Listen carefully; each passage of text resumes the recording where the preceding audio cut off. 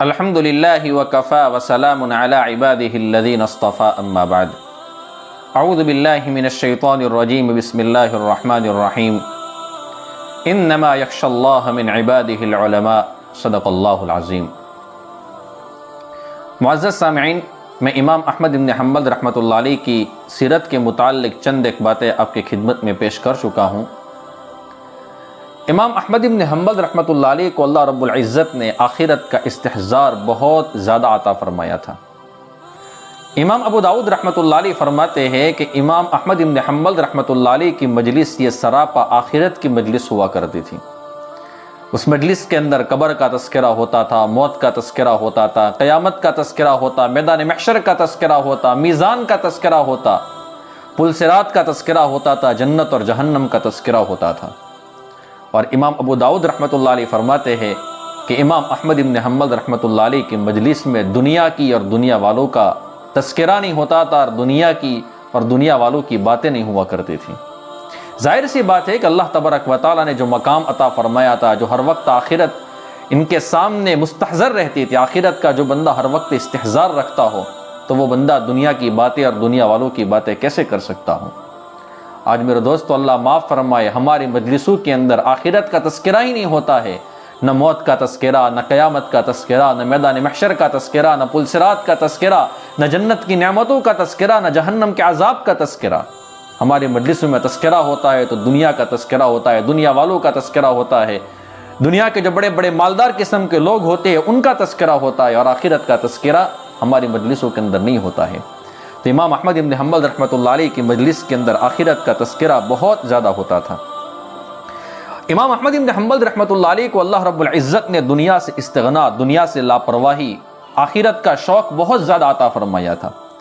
اسی لیے محمد ابن موسیٰ رحمۃ اللہ علیہ فرماتے ہیں کہ حسن ابن عبد العزیز کی میراث مصر سے 1,00,000 دینار کی شکل میں لائی گئی۔ 1,00,000 دینار تھے اس میراث کے اندر۔ تو حسن ابن عبد العزیز نے 3 تھیلیاں اٹھائی اور ہر تھیلی کے اندر 1,000 دینار رکھے، اور امام احمد بن حنبل رحمۃ اللہ علیہ کی خدمت میں پیش کیا اور فرمایا کہ حضرت، یہ آپ اس کو خرچ کر لیں، اپنے اہل و عیال کے اوپر خرچ کریں، آپ اپنے اوپر خرچ کریں۔ تو میں اور آپ شاید اس وقت ہوتے تو ہم فوراً اس میراث کو لے لیتے کہ اتنی بڑی مقدار میں ہدیہ میری خدمت میں پیش کیا جا رہا ہے، ہم تو لے لیتے۔ لیکن امام احمد بن حنبل رحمۃ اللہ علیہ نے کیا فرمایا کہ مجھے اس کی ضرورت نہیں ہے، میرے پاس اتنی روزی موجود ہے کہ جس کی وجہ سے میرا گزران چل سکتا ہو۔ اور روایتوں میں آتا ہے، ملا علی قاری رحمۃ اللہ علیہ فرماتے ہیں کہ امام احمد بن حنبل رحمۃ اللہ علیہ نے 1 دینار اس میں سے نہیں لیا، اور آپ دعا بھی کیا کرتے تھے کہ اللہ مجھے دنیا کے اندر کسی کا محتاج نہ بنا، سوال کے ذریعے سے مجھے ذلت نہ عطا فرما کہ مجھے کسی کے سامنے ہاتھ پھیلانے کی ضرورت پڑے۔ اسی لیے امام احمد بن حنبل رحمۃ اللہ علیہ کے بیٹے ہیں عبداللہ ابن احمد رحمۃ اللہ علیہ، وہ فرماتے ہیں کہ میں نے اپنے والد محترم کو ہمیشہ نماز کے آخر میں دعا کرتے ہوئے سنا۔ بہت پیاری دعائیں ہیں،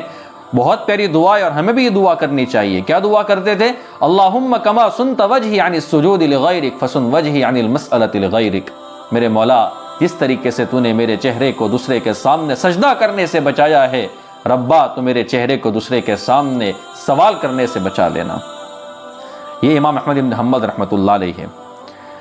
امام احمد بن حنبل رحمۃ اللہ علیہ کے اوپر ایک آزمائش آئی۔ اللہ تبارک و تعالیٰ نے آپ کو ایک مقام اور مرتبہ دیا تھا، اور اتنی بڑی آزمائش بھی آپ کے اوپر آئی۔ اس زمانے میں ایک فتنہ اٹھا تھا، میں صرف اشارہ دے دیتا ہوں، باقی تاریخ کی کتابوں میں یہ واقعہ بہت تفصیل کے ساتھ لکھا ہوا ہے۔ اس زمانے میں ایک فتنہ اٹھا خلق قرآن کا۔ کچھ لوگوں کا کہنا یہ تھا کہ قرآن جو ہے وہ اللہ تبارک و تعالیٰ کی مخلوق ہے،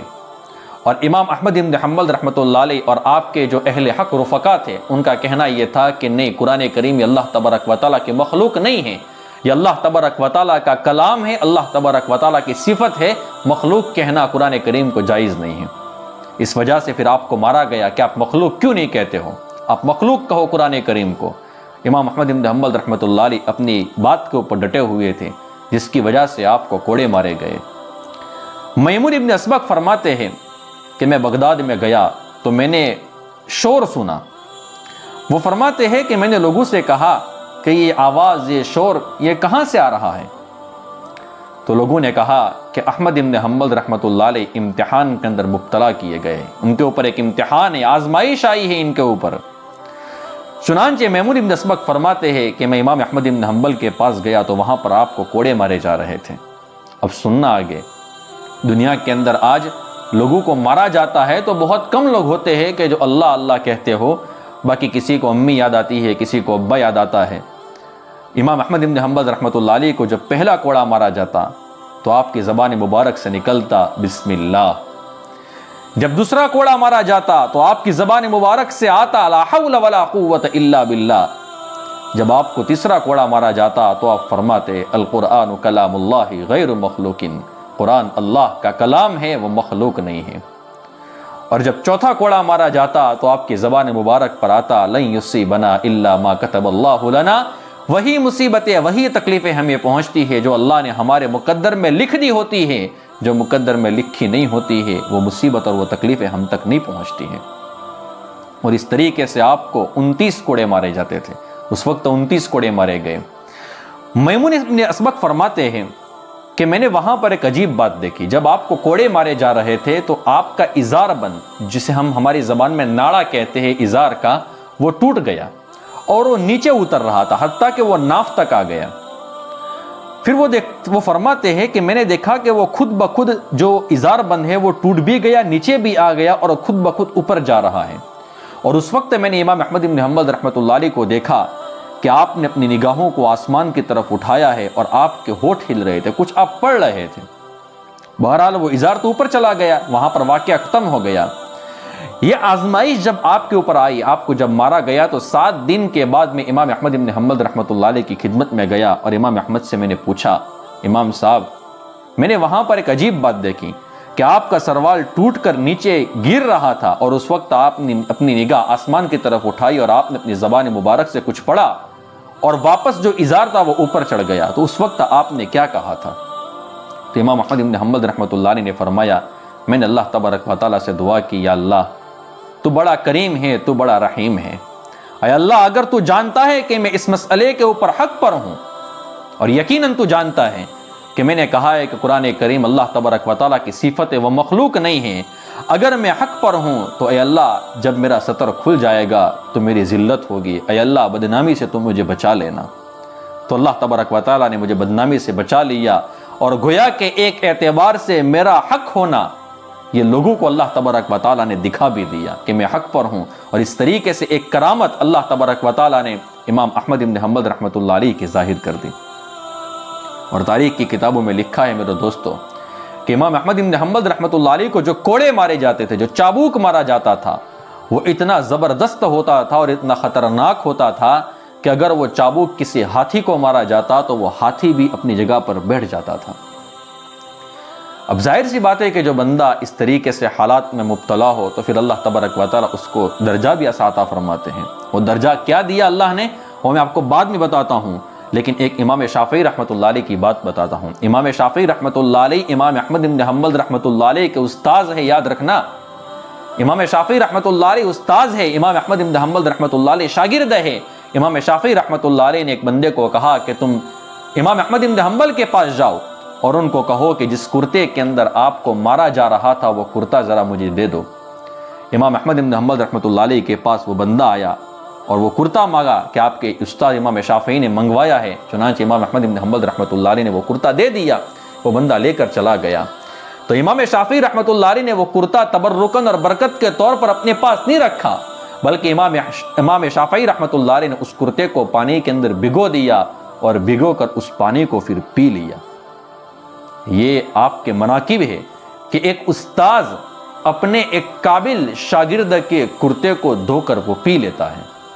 اس سے اندازہ ہوتا ہے کہ امام احمد بن حنبل رحمۃ اللہ علیہ کا مقام اور مرتبہ کیا ہوگا۔ جب اس طریقے سے آزمائشوں کے اندر امام احمد بن حنبل رحمۃ اللہ علیہ گزرے ہیں تو امام احمد بن حنبل رحمۃ اللہ علیہ کو اللہ تبارک و تعالیٰ نے مقام اور مرتبہ بھی عطا دیا۔ اچھا، ایک بات مزید میں آپ کی خدمت میں پیش کروں، میں قریب خلاصہ بتا رہا ہوں، جو بات میں نے پڑھی ہے اس کا خلاصہ بتا رہا ہوں کہ جو لوگ کوڑے مارنے والے لوگ تھے امام احمد بن حنبل رحمۃ اللہ علیہ ان کو بھی معاف کر لیتے تھے۔ یا تو کوڑے مارنے والے ایک شخص نے آ کر امام احمد بن حنبل سے معافی مانگی کہ حضرت ہم مجبور تھے، ہمیں معاف کر لینا، ہمیں اوپر سے کہا گیا تھا اس لیے ہم آپ کو مار رہے تھے۔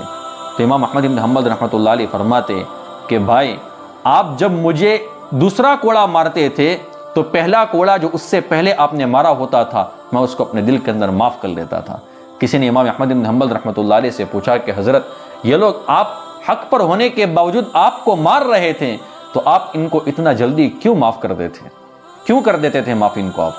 تو امام احمد بن حنبل رحمۃ اللہ علیہ نے میرے دوستو جو جواب دیا ہے نا یہ ہمارے دل کی تختیوں کے اوپر لکھنے کے قابل ہیں۔ امام احمد بن حنبل رحمۃ اللہ علیہ نے فرمایا اگر میں اس کو معاف نہ کرتا اور یہ بندہ میرے معاف نہ کرنے کی وجہ سے جہنم میں جاتا تو کہیں ایسا نہ ہو کہ میدان محشر کے اندر میرا نبی، میرا لاڈلا نبی محمد الرسول اللہ صلی اللہ علیہ وسلم مجھے یوں نہ کہہ دے کہ احمد اگر دنیا کے اندر تجھے تکلیف پہنچی تھی تو صبر کر لیتا، اللہ تبارک و تعالیٰ تجھے اجر دے دیتا، لیکن آج تیرے معاف نہ کرنے کی وجہ سے میرا ایک امتی جہنم میں جا رہا ہے، تو میرے نبی کو شرمندگی ہوتی اور میں اپنے نبی کو میدان محشر کے اندر شرمندہ ہوتے ہوئے نہیں دیکھ سکتا ہوں، اس لیے میں لوگوں کو معاف کر لیتا تھا۔ یہ حلم اور یہ بردباری، یہ برداشت کرنے کی طاقت، یہ صبر اور استقامت اللہ رب العزت نے امام احمد بن حنبل رحمۃ اللہ علیہ کو عطا فرمایا تھا۔ اب اس کا بدلہ کیا ملا؟ اب 2-3 خواب بھی میں آپ کی خدمت میں بیان کرتا ہوں۔ امام احمد بن حنبل رحمۃ اللہ علیہ کا انتقال ہو گیا، تو انتقال کے بعد ایک شخص نے آپ کو خواب میں دیکھا۔ خواب میں دیکھنے والے ہیں احمد بن محمد کندی رحمۃ اللہ علیہ۔ وہ فرماتے ہیں کہ میں نے خواب میں امام احمد بن حنبل رحمۃ اللہ علیہ کو دیکھا اور میں نے ان سے پوچھا کہ حضرت بتاؤ اللہ تبارک و تعالیٰ نے آپ کے ساتھ کیا معاملہ کیا؟ تو امام احمد بن حنبل رحمۃ اللہ علیہ فرمانے لگے کہ اللہ تبارک و تعالیٰ نے مجھے معاف کر لیا اور مجھے یوں فرمایا کہ احمد تجھے میرے بارے میں بہت مارا گیا ہے، تو نے میری وجہ سے، میرے قرآن کی وجہ سے تو نے بہت مار کھائی ہے۔ تو امام احمد بن حنبل رحمۃ اللہ علیہ فرمانے لگے نعم یا رب، اے اللہ ایسا ہی ہے، میں نے تیرے قرآن کی وجہ سے میں نے بہت مار کھائی ہے۔ تو اللہ تبارک و تعالیٰ نے فرمایا یا احمد ھذا وجہی فانظر الیہ فقد ابحتک النظر الیہ، احمد یہ میرا چہرہ ہے تو میرے چہرے کی زیارت کر لے، میرے چہرے کی زیارت کو میں نے تیرے لیے مباح کر لیا ہے۔ ان کے بیٹے صالح رحمۃ اللہ علیہ فرماتے ہیں کہ امام احمد بن حنبل رحمۃ اللہ علیہ نے 5 حج کیے ہیں اور ان میں سے 3 حج جو آپ کے تھے وہ پیدل تھے، اور امام احمد بن حنبل رحمۃ اللہ علیہ جب حج کے سفر میں جاتے اور آپ کے پاس کھانے کے لیے کچھ نہیں ہوتا تھا تو صرف سرکے کے اوپر گزارا کرتے تھے۔ امام احمد بن حنبل رحمۃ اللہ علیہ کا جب انتقال ہو گیا تو اس زمانے کا جو بادشاہ تھا متوکل، اس نے کسی کو بھیجا کہ جہاں پر امام احمد بن حنبل رحمۃ اللہ علیہ کی جنازے کی نماز جو پڑھی گئی ہے وہاں میدان کا اندازہ لگاؤ کہ وہاں پر کتنے لوگوں نے نماز پڑھی ہوگی۔ تو اندازہ لگایا گیا تو معلوم ہوتا تھا کہ 25 لاکھ لوگوں نے آپ کی جنازے کی نماز پڑھی تھی۔ اب اندازہ لگاؤ کہ ان کا مقام اور مرتبہ کیا ہوگا، اور یہ بات ملا علی قاری رحمۃ اللہ علیہ نے مرکات کے مقدمے میں لکھی ہے، اور خطبات اور تاریخ دعوت و عظیمت کے اندر مولانا علی ندوی رحمۃ اللہ علیہ نے لکھا ہے کہ 8 لاکھ لوگوں نے آپ کے جنازے کی نماز پڑھی ہے، اور آپ کی وفات کے دن آپ کے جنازے کو دیکھ کر 20,000 سے زائد لوگ قریباً ایمان لا چکے تھے صرف آپ کے جنازے کو دیکھ کر۔ جب آپ کا انتقال ہو گیا، امام احمد بن حنبل رحمۃ اللہ علیہ کا انتقال ہو گیا، اور انتقال کے 230 سال کے بعد ایک بندے کا انتقال ہو گیا جو بہت شریف تھا، تو اتفاق سے آپ کی قبر کے بالکل سائڈ کے اوپر اس کو دفن کیا گیا۔ یا تو قبر کو کھولا گیا امام احمد بن حنبل رحمۃ اللہ علیہ کی، یا قبر کھل گئی، دونوں ہو سکتا ہے۔ تو دیکھا گیا کہ جب 230 سال کے بعد امام احمد بن حنبل رحمۃ اللہ علیہ کی قبر کو کھولا گیا تو آپ کا جسم مبارک نہیں، آپ کا کفن بھی صحیح سلامت تھا، اور دیکھنے والوں کا اندازہ یہ ہوتا تھا کہ گویا کہ امام احمد بن حنبل رحمۃ اللہ علیہ کو ابھی اسی وقت تھوڑی دیر پہلے دفن کیا گیا ہے۔ آپ اندازہ لگاؤ کہ اللہ تبارک و تعالیٰ نے آپ کو کیا رتبہ عطا فرمایا ہوگا۔ اب 2-3 خواب ہے امام احمد بن حنبل رحمۃ اللہ علیہ کے متعلق، وہ میں آپ کی خدمت میں پیش کر دیتا ہوں۔ محمد بن خزیمہ رحمۃ اللہ علیہ فرماتے ہیں کہ امام احمد بن حنبل رحمۃ اللہ علیہ کی وفات پر مجھ کو بہت بڑا صدمہ ہوا۔ میں نے اسی رات امام احمد بن حنبل رحمۃ اللہ علیہ کو دیکھا کہ وہ ناز و انداز میں چل رہے ہیں۔ حال پوچھا تو بتایا کہ مجھے معاف کر دیا گیا، مجھے تاج پہنایا گیا، سونے کی جوتیاں مجھے پہنائی گئی، اور فرمایا گیا یہ اجر ہے قرآن کو کلام اللہ غیر مخلوق کہنے کا، یعنی آپ نے جو یہ کہا تھا نا کہ القرآن کلام اللہ غیر مخلوق، کہ قرآن اللہ کا کلام ہے، وہ مخلوق نہیں ہے، اس وجہ سے آپ کو یہ بدلہ دیا گیا۔ پھر مجھے دعا کا حکم ہوا تو میں نے اللہ تبارک و تعالیٰ سے دعا کی کہ مجھے ہر نعمت عطا فرما، تو فرمایا گیا اللہ تبارک و تعالیٰ کی طرف سے کہ میں نے آپ کو عطا کی۔ پھر میں جنت میں گیا تو میں نے سفیان ثوری رحمۃ اللہ علیہ کو دیکھا کہ اللہ تبارک و تعالیٰ نے ان کو 2 سبز گرین بازو دیے ہیں اور وہ درختوں پر اڑتے تھے اور قرآن کریم پڑھتے تھے۔ عبد الوہاب رحمۃ اللہ علیہ کو نور کے دریا میں نے دیکھا۔ بشر حفی رحمۃ اللہ علیہ کے بارے میں امام احمد بن حنبل رحمۃ اللہ علیہ نے کہا کہ ان کو اللہ تبارک و تعالیٰ کے سامنے دیکھا کہ عمدہ کھانے دیکھ کر اللہ تبارک و تعالیٰ ان سے کہہ رہا ہے کہ کھا لے اے وہ شخص جس نے کھانا نہیں کھایا، آرام کر لے وہ شخص جس نے دنیا میں آرام نہیں کیا۔ عاصم حربی رحمۃ اللہ علیہ فرماتے ہیں کہ میں نے خواب دیکھا کہ شام کے دروازے سے داخل ہوا ہوں، وہاں پر مجھے بشر حافی ملے۔ میں نے ان سے پوچھا کہ تم کہاں سے آ رہے ہو؟ تو انہوں نے کہا کہ علیین سے۔ احمد بن حنبل رحمۃ اللہ علیہ کا حال میں نے پوچھا تو انہوں نے بتایا کہ میں امام احمد بن حنبل اور عبد الرزاق وراق رحمۃ اللہ علیہ کو اللہ تبارک و تعالیٰ کے سامنے چھوڑ کر میں ان کو آ رہا ہوں، اور وہ دونوں خوب کھا پی رہے اور عیش و آرام میں ہیں۔ میں نے پوچھا کہ پھر آپ نے کیوں نہیں کھایا؟ تو انہوں نے جواب دیا کہ اللہ تعالیٰ نے جان لیا کہ مجھ کو کھانے پینے کی طرف دنیا میں رغبت نہیں تھی، اس لیے مجھے اپنا دیدار نصیب کیا۔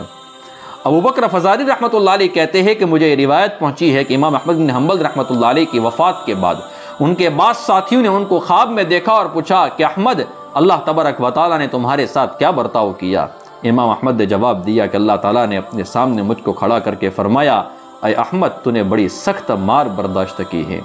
پھر بھی تو برابر یہی اعلان کرتا رہا کہ قرآن اللہ کا کلام ہے، وہ مخلوق نہیں ہے۔ پھر اللہ نے فرمایا، میری عزت کی قسم، میں تجھے اپنا کلام، اپنا قرآن قیامت تک برابر سناؤں گا، چنانچہ میں تو اپنے رب کا کلام سن رہا ہوں۔ میرے دوستو، یہ سیرت ہے امام احمد بن حنبل رحمۃ اللہ علیہ کی۔ بس ہم دعا کرتے اللہ تبارک و تعالیٰ سے کہ اللہ تبارک و تعالیٰ انہی کے ساتھ ہمارا حشر فرمائے، قبر میں بھی اللہ تبارک و تعالیٰ ہمیں یہ اعزاز عطا فرمائے۔ آمین یا رب العالمین، وآخر دعوانا ان الحمد للہ رب العالمین۔